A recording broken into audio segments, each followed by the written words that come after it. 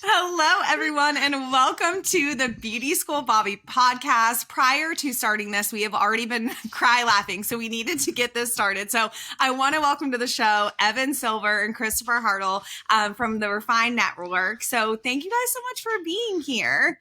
Thank you for having us. Yeah, I'm absolutely. excited. And happy Monday. Yes, happy Monday. I hate that we're not all able to do this together, but it's a little challenging to get everyone in one spot. So doing this virtually, but hopefully there will be a day that we get an in-person episode. Evan, this is your second time on the podcast. Look at me. I'm an alumni now. I know. I'm excited to be here. After this, we'll decide if Christopher gets to come back. But so far, Evan, you're good. Well, Christopher, do you have to see? Do you remember I'm last time I was there? I had blonde hair. Remember that? You did have blonde hair. Yeah, people are going to recognize you this time. Yeah, I did it for a good cause. So I didn't want my friends were like, "What are you doing? Like, dude, you're almost 40 and you're dyeing your hair blonde." So won't be doing that again. Well, we'll see. Yeah, we'll see about that. Actually, yeah. Let's not close any doors.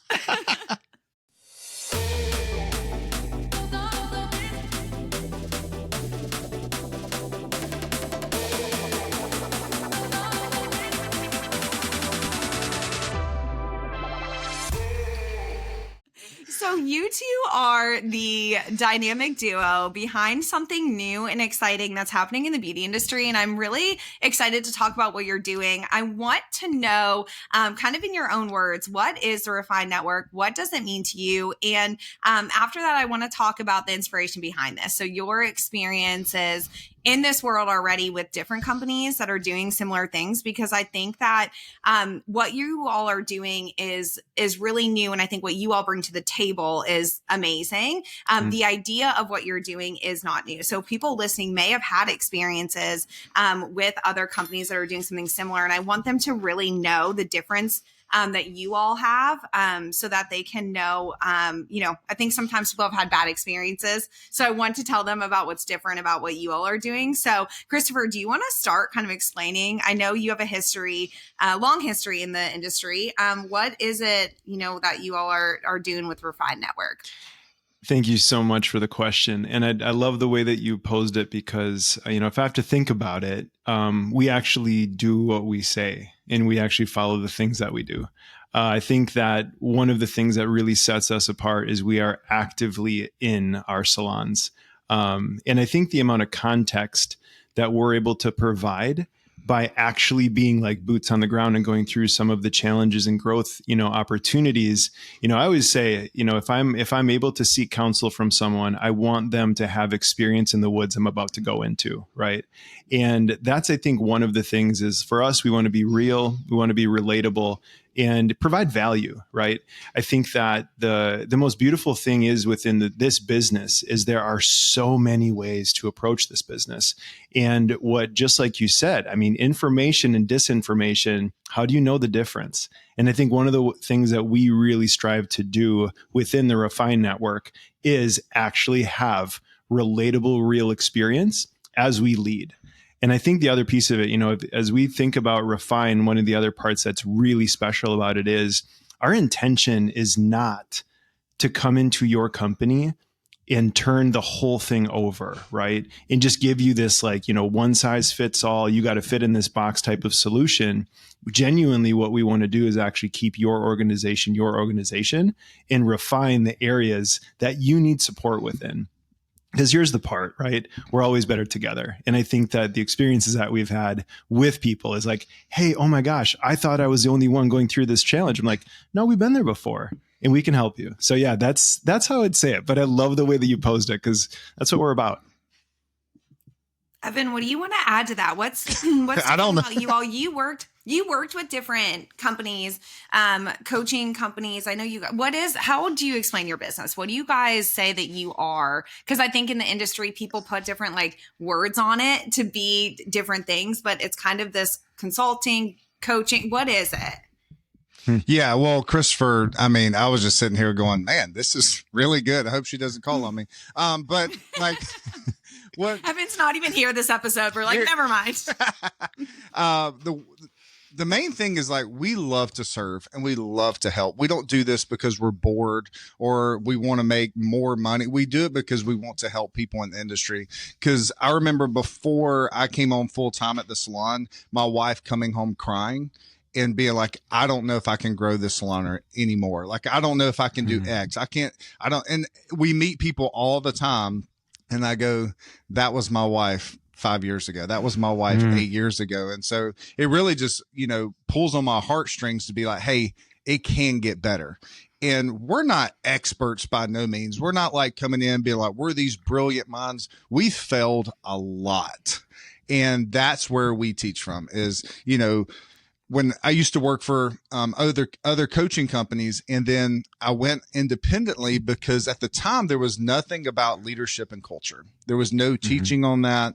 And I used to work, my background before I got into the salon was working at a church where they really focused on culture and leadership. And I was a sponge and I just soaked it up. And I'm like, when I got into the salon industry, I'm like, this is what salons need to hear. They need to hear this leadership, this culture, and it all starts at the top.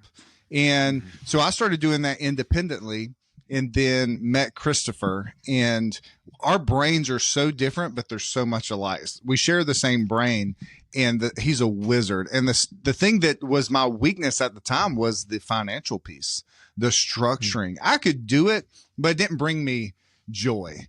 And Christopher, you get an analytics person as a partner. I'm like, if we do this, like the analytics person, I'm just not going to get along with the analytics person. I know, but with Christopher, we were in, working with a distributor out of Wisconsin.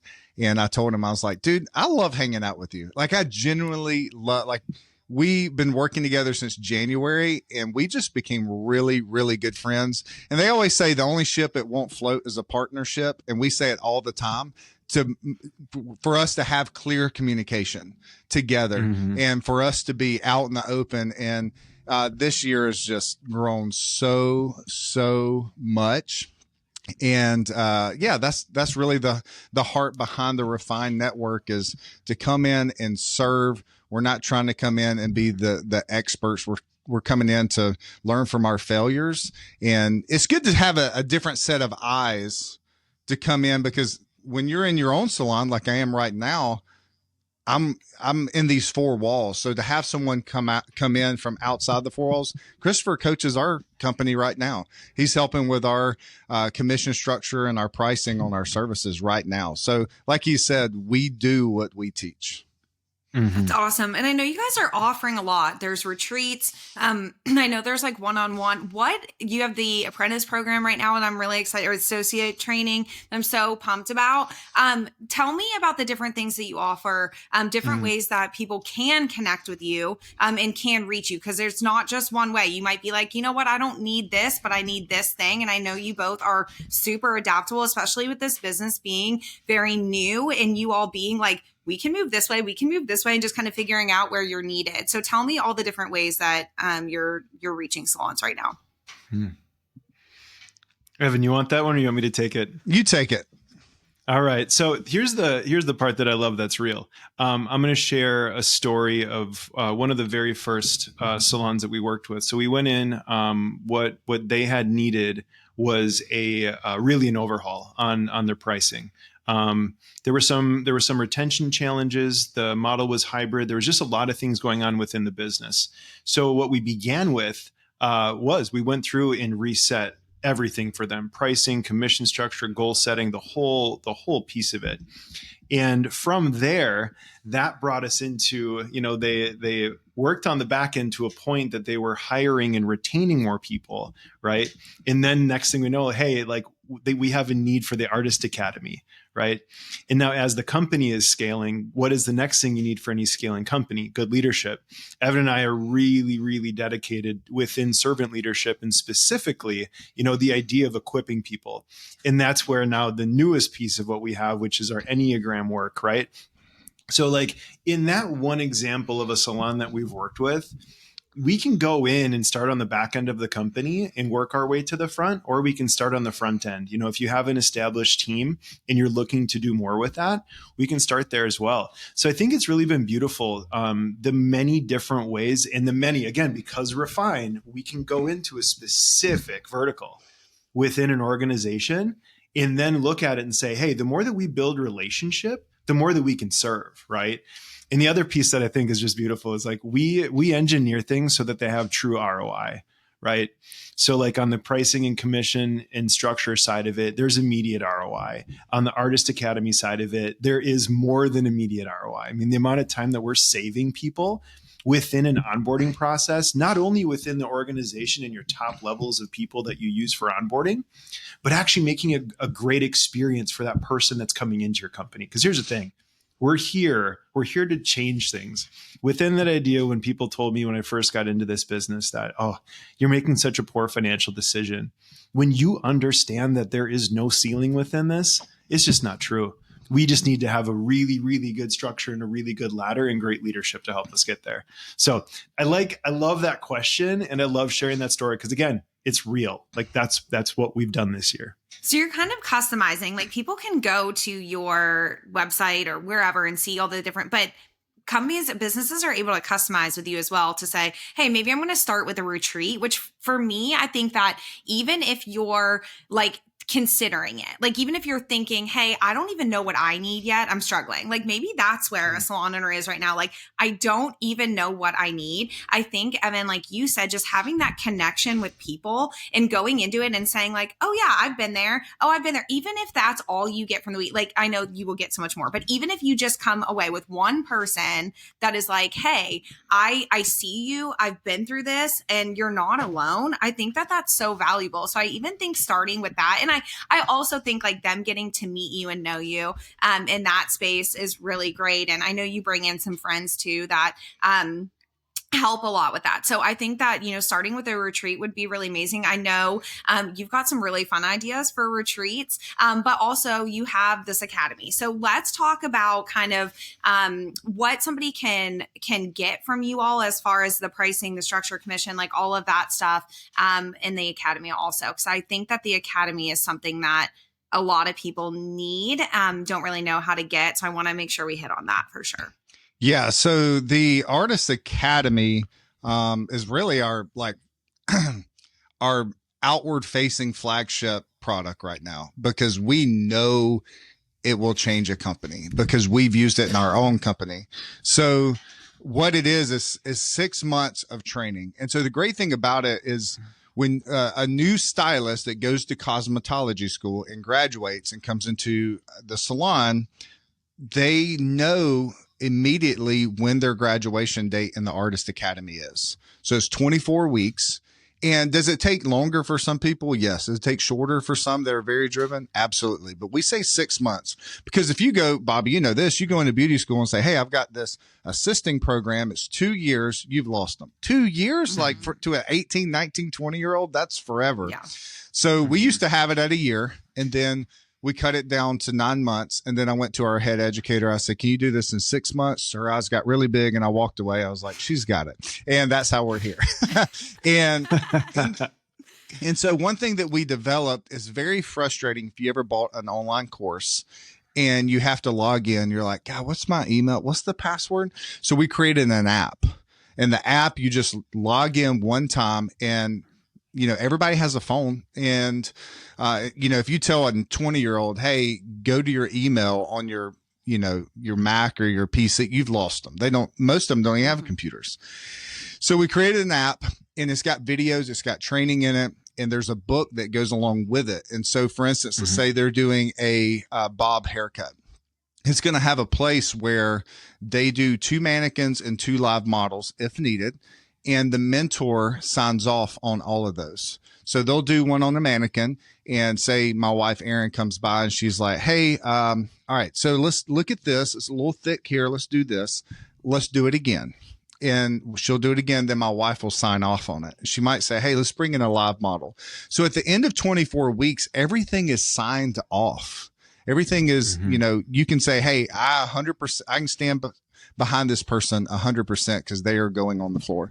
The biggest issue why this came about, not only in our own company, but when I would go travel to other salons, I would say, tell me about your training. And it's just kind of hit or miss. It's all over the place because salon owners are busy. And then they hand it off to someone to do it. And then they might do it 60, 70%, if that.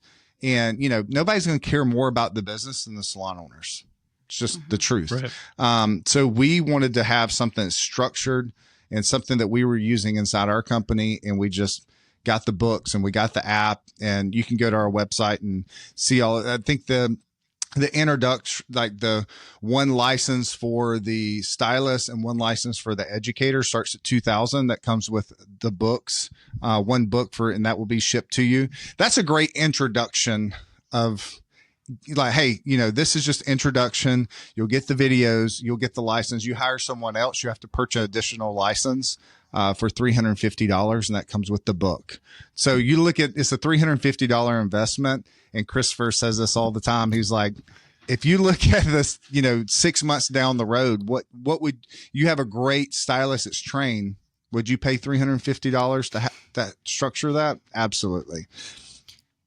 What has been the feedback from the stylists? Like, what have you all heard from the stylist perspective? I think we know as a salon owners, like, I think just in our roles, I feel like anything right now, like you said, Christopher, to like it's so worth $350 to have that taken off your plate, and just to know that this is the plan, not, oh yeah, crap, it's Monday, I have education day, what am I doing? Because there's 1 million things going on. What's feedback been from the stylists on this? I love this question. And again, it's so beautiful to share a real experience that we had. So the salon owner had shared with me, she was like, hey, so I have an interesting thing that's happening in my salon right now. And I was like, well, that sounds interesting. So tell me more. And she had said, she's like, okay, so the two that I had go through the Artist Academy, my seasoned senior level artists are asking where they learned this specific finishing technique, right? And she had said, she's like, it's incredible because not only is it helping me onboard, brand new talent into our organization, but it's also inspiring our top level, and they want to know more, right? They were like, hey, I want to understand how to do that, right? So I think that's a testimonial I'd share from outside of my organization, our organization. One that I can share from, within it was, I had a young lady that was going through, and I want to say that she was on her third day, and she just had this like look on her face. And I was like, man, I need to dive in here. I need to figure out what this is about. And she had just said, she's like, I don't know how I made it this far without understanding some of these really basic, super important principles, right? And I think that, as I sat next to her with that, the beautiful thing was she got there on her own, right? And I think that's the other beautiful part, Bobbi, about the Artist Academy is, for an organization, what do we need out of people today? There's that statement of, you either, fish for a human or you teach them how to fish, right? And I think that what the beautiful thing within the Artist Academy teaches people right away out of the gate, you get out of this career what you put into it. And just as Evan said, I mean, we have it engineered so that like literally down to like the week by week, what our suggestion is to be able to finish it in 6 months. The beautiful thing is in this human in my organization, she said, she's like, so I can access this when I'm not at work, right? I was like, you do that as much as you'd like to, but I'm not going to ask you to. That's your choice, right? And watching that human come in, she's like, I'm on week 3. I'm like, it's day 4. What are you doing? Right. So like, it really equips for those that are hungry and those that are wanting it. Mm-hmm. It gives them it's almost like you get your own express lane, right? Mm-hmm. And you don't have to have multiple people in the car, if that makes any sense. No, yeah. So it's been beautiful. Well, can I add this on to, so one thing that makes this product different is it was built by us. It was recorded, edited, uploaded by us. So the people that have the product, we keep telling them, hey, what's some things that maybe it's not in the Artist Academy that we can add in? And the great thing is we got the cameras, we can hit record and upload it. So you're buying a product and that's built by the people who created it. And here's the great thing. As of right now, my wife, Erin, is sitting down with every salon on Zoom with their educators and showing them how to implement this in person. So it creates a lot of value. It's not like something you order and get some PDFs and, it's like, go figure it out. So it makes it much different. How small of a company can bring this on and how large of a company? So with different people listening, if you're a 2-chair salon, is this something like how did you all structure that? It's really built to serve anyone. So if you're in a suite and bringing on an associate, you can buy into the $2,000 introduction package, and that would get you one license. Or if you have a massive salon, there's a friend of ours that's using it in Charlotte, and she has 12 educators. So they're using it inside of their company. So it's structured for as small as the company or as large as the company. Okay, good. Now, what was the one thing, I'm going to ask you guys to be like super honest, just because again, if there are people listening that are with, a different company or whatever, what was the one thing that you all were like, I will do this different. I will not do it this way that it's always been done, or I had this experience. Is there anything that you guys were like, for sure, we'll never do that? Was there anything that you kind of bonded on over that or same experience without disparaging other companies? I don't know if this is going to be what you're looking for, but when we did the leaders retreat, we were like, we want to do something that's real, that's relaxing. Cause every salon event you get, dressed up and, go to these schwanky events. And we're like, you know what? We're just going to do something very relaxing. And one of the salon owners that's going through the coaching with Christopher right now, getting her revenue pricing and commission structure correct, or service pricing. At the end of the event, we go around, we're like, what's one thing you're taking away? And she said, I've worked with a lot of coaches. This is real. Like, this is real. And so that's one thing that we were like, you know what? We're not going to fake it. If we get up there and we're teaching and somebody has a question, we don't know the answer, we're going to say it. But that was one thing, is like, we want to come in and be real and be honest with people and just walk with humility. And that's something Christopher and I have been talking about. There's a quote that Chad Veach says that, pride walks in the room and says, here I am. Humility walks in the room and says, there you are. And so we want to be that company that walks in the room and says, there you are. That's amazing, Ev. I love that. And I do think that you guys do such a good job of keeping it real and just being like, this is just who we are. Like, you feel that for sure. This isn't just like you guys are saying that like, oh, we're real. Like, you are at your retreats and stuff, and just in person, obviously, just in general, like just who you are. And I think that makes a big difference. I think that it's going to be really like interesting to watch how you grow. I think that a lot of people are like, oh yeah, we're going to, like in the beginning. And then there's like a limit, right, to how many people you can influence. Now, I think with like social media and you guys having like the Artist Academy and stuff, you'll be able to reach. But I think that there's like a switch that happens. And I don't necessarily think that it's always like corporate, but I do think that for me is just a feeling that I don't love that. And I think that what you all are doing, what you're attracting, is that same personality of like, you know what, I'm not that. It's fun to go to a show or like pretend or whatever for like a little bit, but at the end of the day, my every single day is, it's real. So I like that you guys approach it from that. Christopher, what was something that you were like, if we do this, we will not? So I think I love that question, Bobbi, because I've been going through every aspect of things that we've built out. And I think that our vision was just like, we saw a need. And I think that we genuinely just looked and said, okay, let's engineer this to be better than anything that we've experienced. So I really feel, and this is one area that if I can speak to Evan's just integrity as a human, I remember very, very early on, and he had said to me, he's like, oh yeah, I don't consume a lot of other content that's within the industry. And I thought it was interesting, but then I understood that it was from a space of just like honoring them and also respecting them and us. Mm-hmm. So within a lot of the stuff that we've built, and Evan said it well earlier, like our brains are similar, but where we can go deep are in very different areas, right? And with what Evan brings to the table with understanding how to optimize things, I mean, the man will find time when the time doesn't exist. Mm-hmm. So when we're able to pair up in that way, a lot of it is just like, hey, what's the idea? And also like sometimes like what's unscalable and how do we fulfill that? Mm-hmm. So much of what we've done and built within this is like, we wanted to be able to reach everybody and anybody, right? We wanted to be able to have things that were like accessible at all times. We wanted to build tools that people actually understand how to use. Like my best day right now is when I have a salon owner that we've brought through the revenue and pricing and commission and structure. And they reach out to me, they're like, hey, I think I might have broke something. And I get a good idea of what's going on. And I'm like, you are using this amazingly and you broke it and it's easy to fix, but you're using this amazingly. And it's the biggest compliment to me because like, numbers to so many are so intimidating and it is real. But the part that I think you can teach people is if you understand that all numbers have a narrative behind them and that we're all storytellers naturally. So if I can teach you how to understand the story that a specific set of numbers is having, we've just hacked it. Right. Mm-hmm. So like, that's maybe the piece is like making sure that people can actually use the things that we're putting out into the world.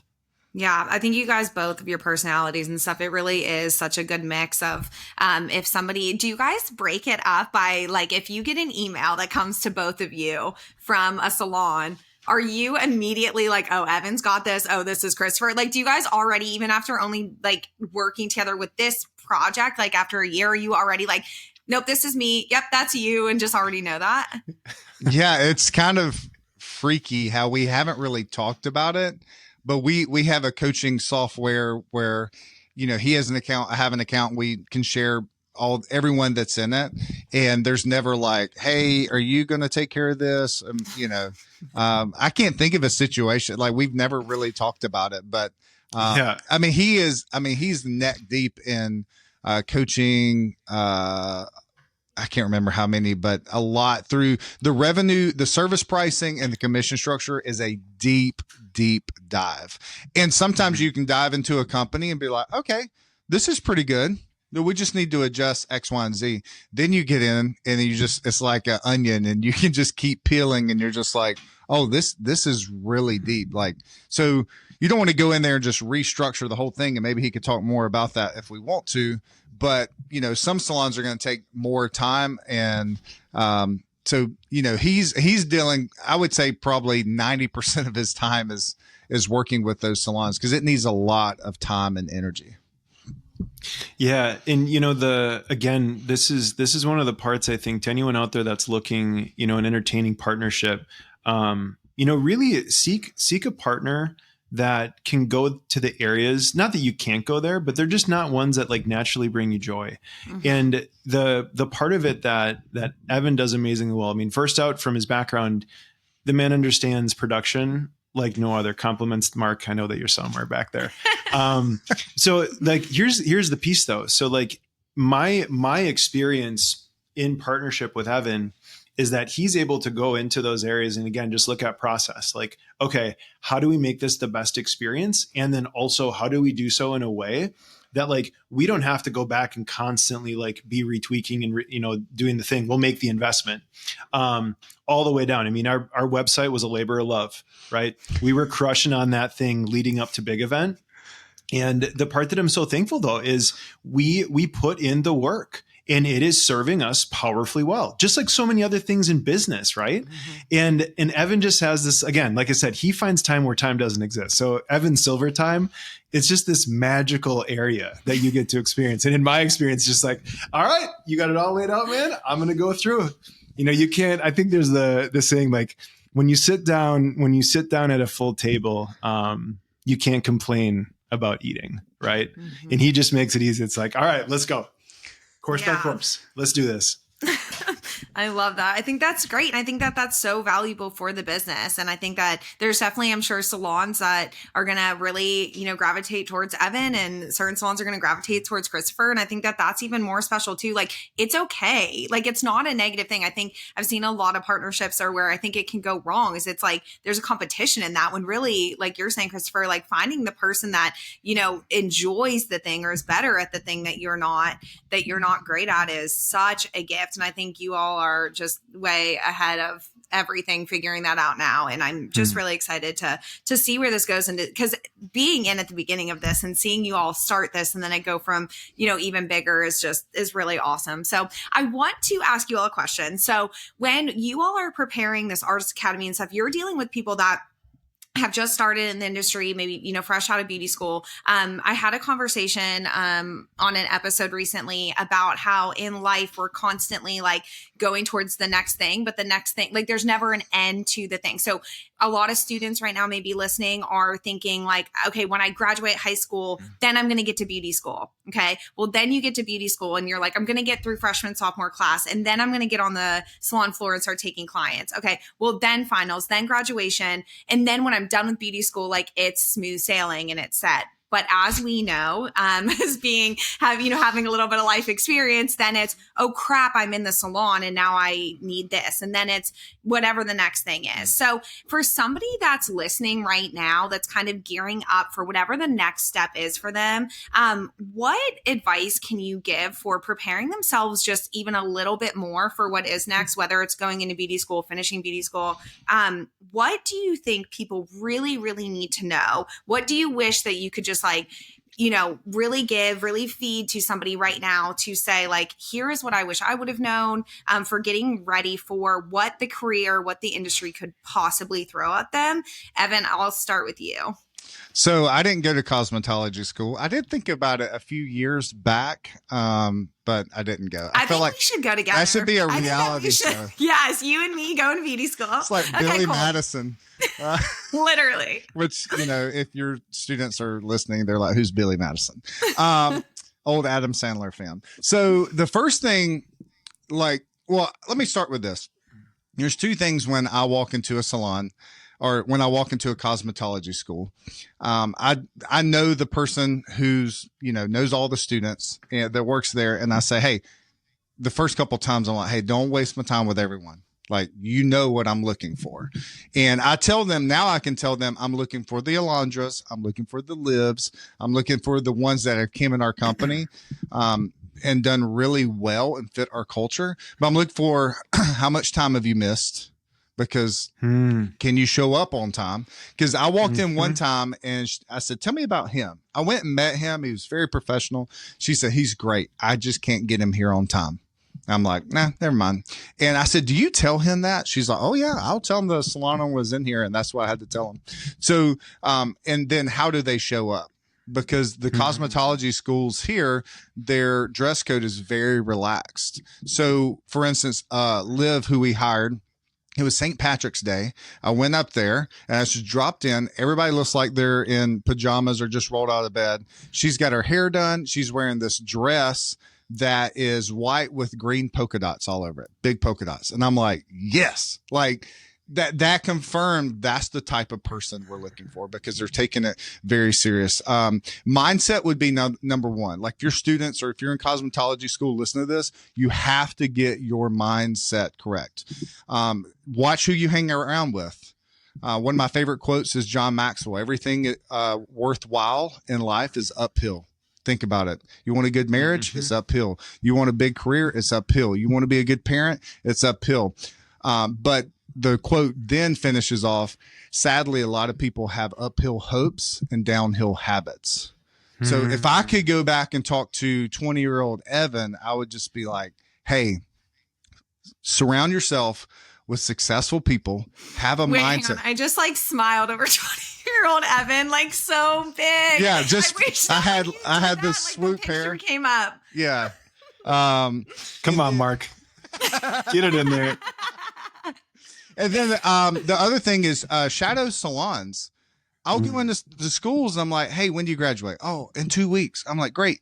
Where are you going? I don't know yet. Have you shadowed any salons? No. I'm like, what? Like you basically have a wedding date and you haven't been. Yeah. I say, hey, it's like dating. I'm not on Tinder. A friend of mine had it and I was like, let me check that out. But from what I've gathered is people can look really good on Tinder. They can have this profile and then you go meet them and they're rude or they don't look like that's the same thing in salon world. If you look at their Instagram, you're like, oh, I'm going here. and you didn't shadow and like go in there and ask, how many new guests have you had? What's your core values? What's your mission statement? And if they're just like, that's a red flag. So that's the two things I would tell them is mindset, hang out with successful people, and shadow salons. Like get out there and date salons. And then if people charge you to shadow, I've heard that's happening. What? No, red flag. That's crazy. I love that you brought up the on time thing. I recently had a high school visiting. And so when a high school visits, I'll bring in like graduates to talk with them and like go on the tour with us just because like they were in class with them a year ago. And I would just want them to see like, hey, no, this is real. And here she is here. And that could be you. And so I asked her, I was like, what do they know about you that like you either are like, oh my gosh, this has completely changed since I graduated high school or whatever. And she said, she goes, okay, you all saw me rolling in last year, like in late to school. She was like, they don't mess around here. Like you have to be on time. And hearing it from her, I was like, yes, like she's getting it. Like that switch has been made. Like start building those habits now. And that's what she was telling them. It's like, okay, it's not, she wasn't just like, okay, well, you know, in high school, you can get away with this, but you can't here. She was like, start building that habit now. And I think that that's the sentiment that you're sharing as well. It's just like, just start getting on the track of being on time and looking put together. Don't say like, oh, when I have a job, when I'm being paid to be there, I'll do those things. Like get in the mindset now that that is what you're doing. Cause we hear that a lot. So I love that advice. I think that's great. Christopher? Oh, I love this one. And I'm going back right now into when I had attended cosmetology school. And, you know, the interesting thing for me was technically I was bottom of the class. I would test really well within all of everything like book related, but technically I was just trash. And I remember though, I was like, okay, so like if I'm going to have to rescue the appointment with a bit of charm, some sales, right? And hopefully just like getting close enough that they're like, you know, it's not exactly the picture, but it's not the picture. I was like, I'll do okay, right? And for me, I was always like, I'm always gonna greet people and I'm gonna be there before them. So I just that was always something for me that like that was my little way to get a little bit ahead. The other one was literally like someone told me when I was young, they're like, hey, if you wear glasses, people think you're smarter. I was like, my eyes suck. And also, yes, right. Okay, though, no, to get serious to this one, because I think it's so big today. You know, for students listening, there is so much great information and there's a lot of disinformation out there. And when I thought about this question, I think really having a clear, like the clearest why, like why are you going into this, right? And the reason that I want to ask that question and have people think about that is like knowing what you want to get out of this career. Because I think right now, you know, one of the things I've been in this industry for the last 15 years now, and I've really got to see it change a lot. And what I've also got to see is people that I think were trying to fulfill goals that they weren't actually attached to. It was just like what they thought that everyone said success was.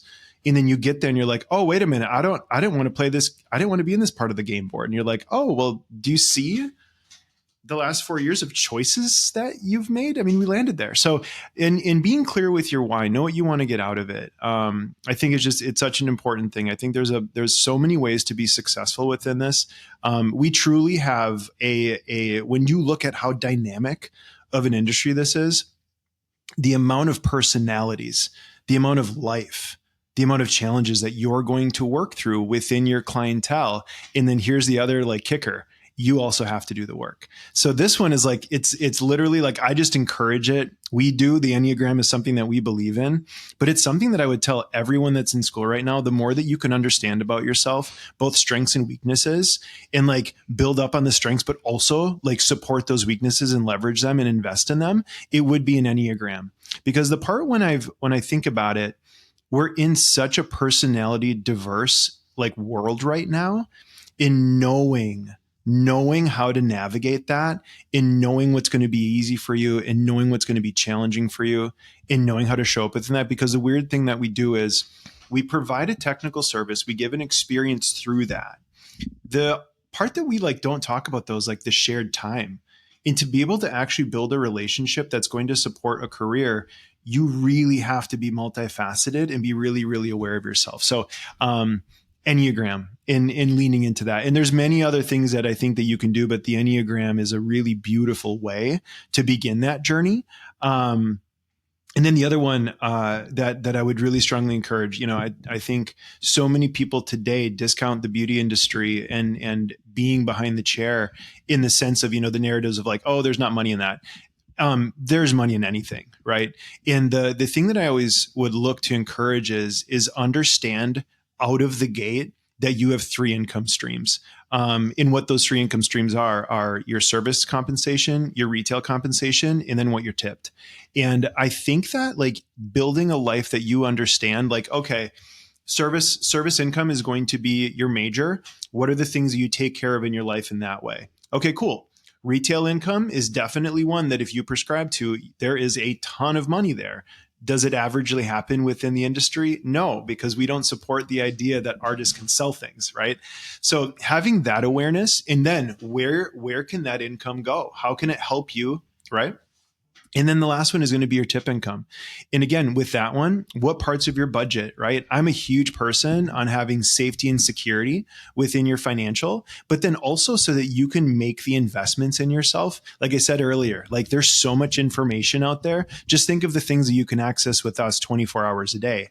And when you are financially wise and you start those habits early in your career, it's amazing what they can build into. True story. I'd saved up a couple years of income and I got myself a sports car, paid for it in full, right? And that was just some like a little thing that I wanted to do. But like, again, because I was looking at my income differently, I got this really like fun lifetime goal that was able to be accomplished within that. So yeah, that would be my encouragement. I feel like the financial part of it is so interesting too. And I feel like we could just do a whole nother episode on just that part. But I do want to touch on the fact that like, I think when you're looking for a salon, that's one thing that I really like just thought everyone had figured out when I was younger. I'm like, well, they are rich or they have a nice car or whatever. So they like know what you're doing. But the reality is going in and just trusting somebody else or a different company or like to think that the salon has it, like you have to make sure you're in good hands for who's helping you manage your money. And I think that, again, that's a whole other episode, but I really am happy that you brought that up because I think it's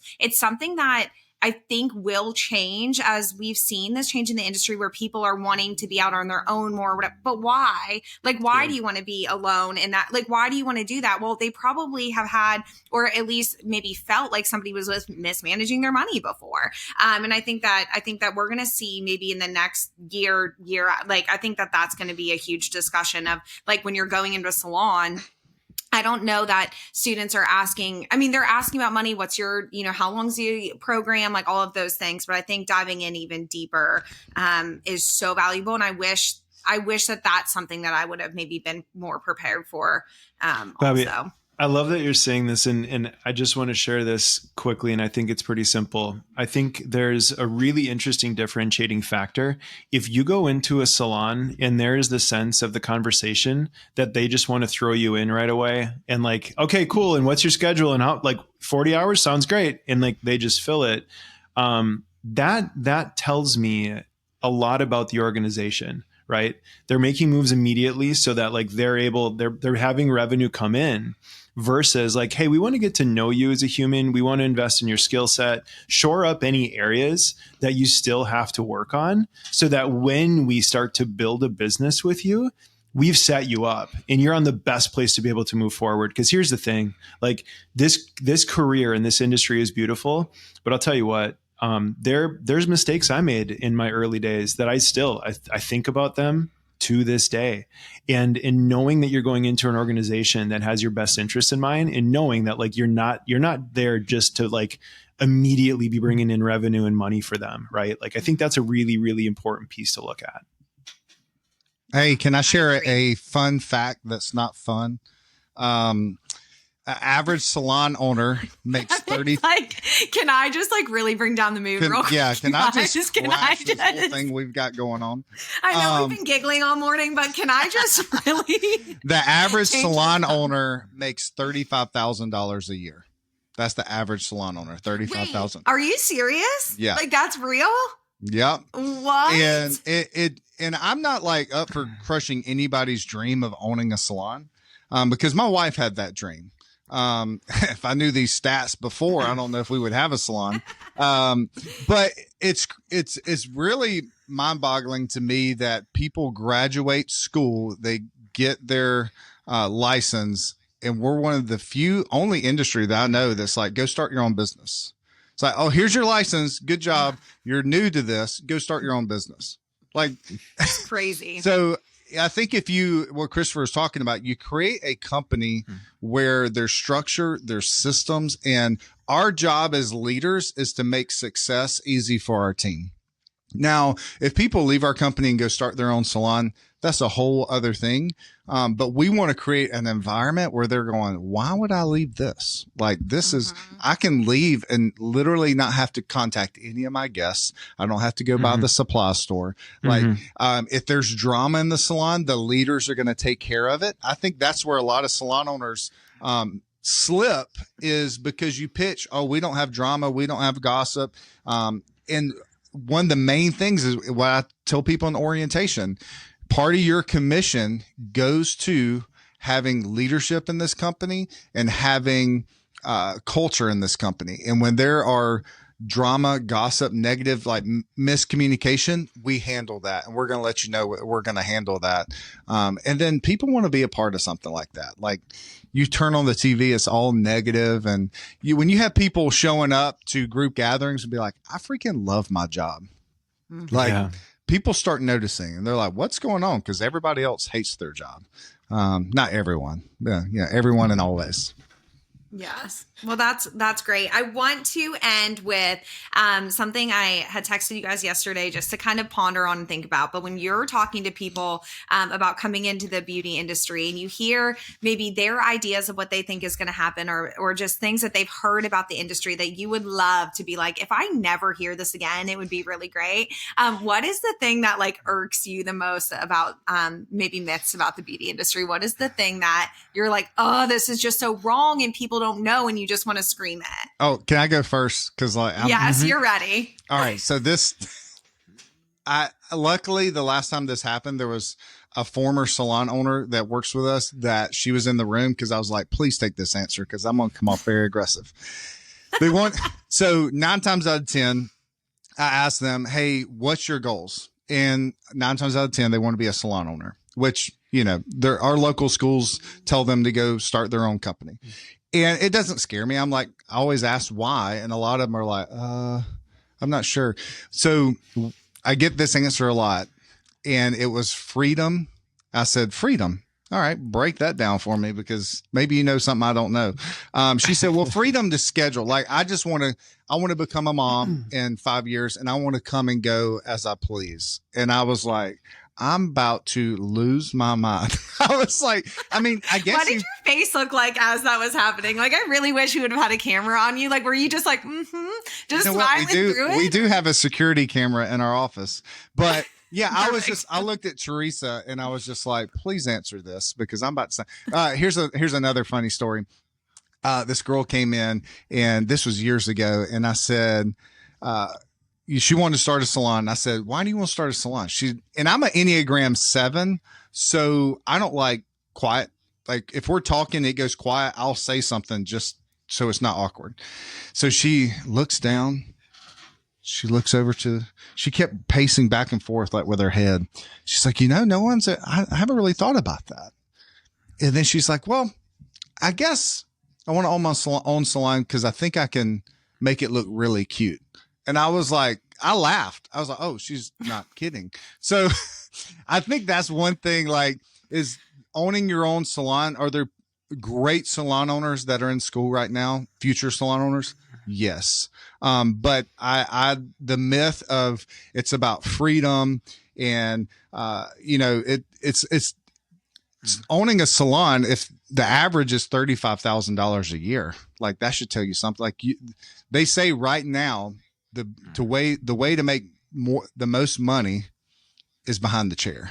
It's not salon ownership. It was years ago. Now we're going to change that. So, because everything's got so much more expensive, the services got more expensive. And that's something that Christopher has been working inside of our company, is making sure we right side those prices, because it's about Success is about a strategy. It's not about ownership. So like you can do anything in life and be successful if you have a strategy. Mm-hmm. Yeah, I just maintain, I mean, we've had this conversation, Evan, like real deep conversation about the way that ownership has jaded why people want out so bad, right? So if we can if there are companies like you all coming in to help with like, let's just fix a couple of things, because what was best for the salon and the owner might have not been best for everybody, or just having that like servant leadership there. I think if we have more good salons, there's going to be less of the exodus, but there was such a switch, and we saw salons operating in ways that were questionable or just, weird experiences. That's any industry. It's not specific to us by any means, because we talked about it in like a different industry also, of like that being the thing. So I think I love if you guys can pour into this and maybe fix that. And I think us being in the schools and seeing exactly how they're thinking of things and hearing what they're, the myths that they have of what's going to happen, or, oh, my friend went here and I can't. And I say the same thing as you, Evan, like date the salon, like go check them out, because what my experience is will be different from your experience. And again, the things that you value, you just have to make sure you're in the right place. And I don't think that we are too far gone from that. I think there was like this outcry for a little bit of like, everyone's leaving and everyone's opening up suites, and there's, the commission salon is gone. And I just don't think that was just like a way over exaggeration, because I think we just need to fix some things within those organizations and give some tools to the salon owner. So love that. I couldn't agree more with you, Bobbi, on that part of it. And, I think it's a natural thing that we see within the evolution of anything, right? There's this like beautiful phase, as the thing is coming up, and then it gets to a plateau. And it normally is that you've gotten to a size that like you're not equipped, right?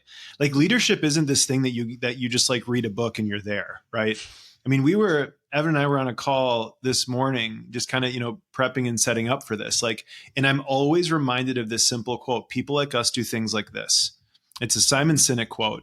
And the myth that I want to apply this to, I think for me is, I see it so often. And even like I was in using AI this morning, and it said something about like, in one of the perks of the beauty industry is once you build up a clientele, the relationships will take you through the rest of your career. And so like, here's the thing, it sounds all warm and fuzzy, but the reality of it is it's not true. One of the biggest things that I encourage people is like, hey, you are going to build some really, really deep and beautiful relationships with people throughout your career. But the thing that I need you to understand is just because your books are full, that doesn't mean that you're done growing, right? And one of the biggest things that like, and this is more something that I've had the pleasure within, all of the years of our salon company working through with people is, they're like, oh, but if I do that, if I raise my prices or have this happen, I'm going to lose people. I'm like, okay, like where did you sign a contract with them that they were going to be supporting you for the rest of your life? Mm-hmm. And also like, that's a part of growth, my friend. So like understanding that like, as you go through this industry, it's not like all of a sudden that you like, got checked all the boxes and now you're on autopilot. Right. The funny thing about that is you constantly are refining things, right? Mm-hmm. In needing to know where you need to go in. And it is that reality that like, I tell people, I'm like, you can build professional relationships. Like I think right now of a level 6 that we have within our business, she works, 34 hours a week, clears 6 figures, travels 2 weekends out of the month, personal travel, has no social media footprint, right?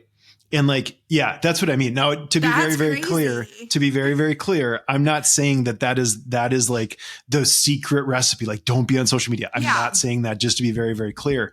The part though that I do celebrate is that was her winning, right? Mm-hmm. So realizing like, hey, this is what I want out of this.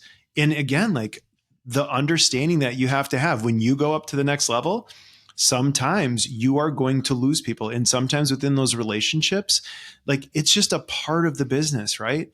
But also knowing that it's a necessary part, right? Mm-hmm. And it's something that for you to actually be able to accomplish your goals and keep this something that is, because it's a business. We have to treat it professionally. There's a beautiful quote, doing anything too casual can lead to casualty. Right. So that's where I would apply that myth of like, this idea that like, once you have your clientele built, you're done. Like, no, you're just getting started. And I've often had this idea, and this, like, that story reminded me of this, of through I think that I'm in such a weird position, and it's like the best, but like I meet so many different people, and then we have so many graduates, like such a large volume of people doing different things, that I've had this idea of like lining up like your top 10, Evan's top 10, Aaron's top 10, like, and literally being like, what did you do? Okay, that wouldn't have worked for me, but that worked for you. Great. What did you do? And I think that we're also set on like, Evan, Christopher, tell me the secret. Like, tell me the secret. Once I do this, then that's the problem. Like, it's the expectation of everything, and just knowing that we all have a different path is something that I wish that we all just could like, and I think that comes with age for sure. I think when you figure out that the grownups don't have it all figured out, it was like a huge thing for me. Like, I went through life so long being like, well, clearly they know what they're doing. My parents know what they're doing, and and then you're like, oh no, they don't. They were just figuring it out. We're all figuring it out. We're not, Evan doesn't know exactly like whatever. We have people that can help us and people that can inspire us and like reach us when we need that, or be that lifeline for us when we need it. But yeah, there's just not one clear path for everybody. And I think this industry, really right now, I'm seeing it a lot with like, oh, well, I want to be like an influencer because I know if I'm an influencer, but you just said it. Like, there's somebody that's doing it a different way and they're successful, and that's great too. So that's the nut that I want to crack. I want to figure out how to just spread that message more of like, let's just all be okay figuring it out, and just knowing that my path is different and where I'm being led. I think for me, it's such like a gut trust of like, I don't know what's happening right now, but like I'm being stirred in some way to change, to move. I can feel the change happening, but I think that can come in the form of like anxiety and fear, like when we're younger. As we get older, I think we're going to recognize that more. Can I share this quick? I know that we might be a little bit over, but just based on... Evan's the only one on a 15-minute out that we've 30 minutes, 45 minutes past. So I love this one. One of the things that I had focused on for a while was, your relatability, right? Being looked at as the smartest person in the room is the most dangerous thing, right? Because not because like sometimes it's the ego that you put out, but it's also the assumptions that other people make about you. Right. For sure. So the part that I would really encourage, like I said earlier, talked about the Enneagram, but one of the parts that I think is interesting within that is figuring out as a human, like, where are your areas of agreeableness and then your disagreeableness, right? Because the real piece of it is when we look at anyone, because like if we look at just like humans for like ever, right? We're all better together. No amazing thing has ever been done by one person, right? Truly, like they had a team, they had support. There was things underneath them, right?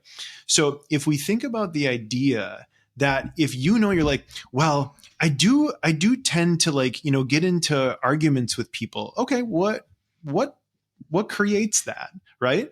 Is it the lack of ability to have an open mind? Is it the thought that you're right?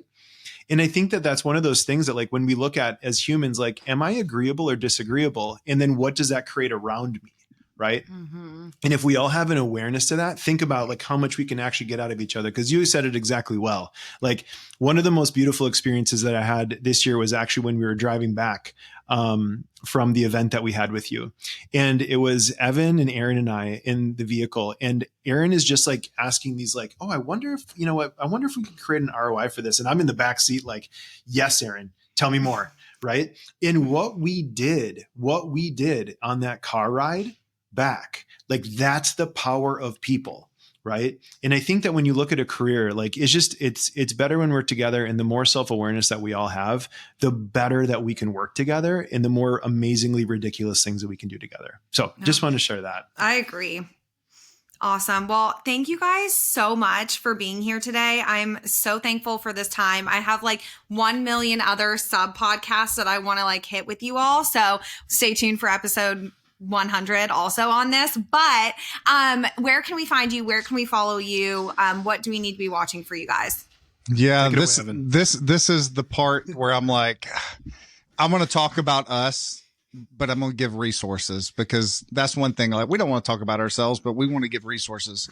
So we are on TikTok, Instagram, Facebook. all at the Refine Network, and then the refinenetwork.com. If you go there and you scroll about halfway down, you can download for free, our 7-step hiring process. That's what we personally use in our salon to make sure that we hire the best people. Here's the thing. Do not skip a step. I've tried to, I have done it long ago and it bit me. So stick to the 7 steps. If you're just like meeting people over Zoom and it's like, okay, yeah, it looks like they got a pulse, and you bring them on the team, this would be free. It's a PDF, but yeah. And we also have a podcast as well, but you need to listen to this podcast first, Bobbi's podcast, then jump over to ours, at the Refine Network as well. Awesome. Christopher, anywhere else? No, that man, like Evan nailed it. That's my side of the street. That's you do. I'll tell you, Well, you know what? He does the job. Like when you think of like an airport that has a lot of things moving through it and it just all happens so seamlessly. Yeah. That's the touch of an Evan Silver. Well, I don't know if I'd go that far. Thank you guys so much for being here. I'm so thankful for you both. And make sure you follow us at Beauty School Bobbi. Make sure you like, subscribe, rate, review, do all the things. Show us that you love us, and we will talk to you guys soon. Bye, guys. Thank you.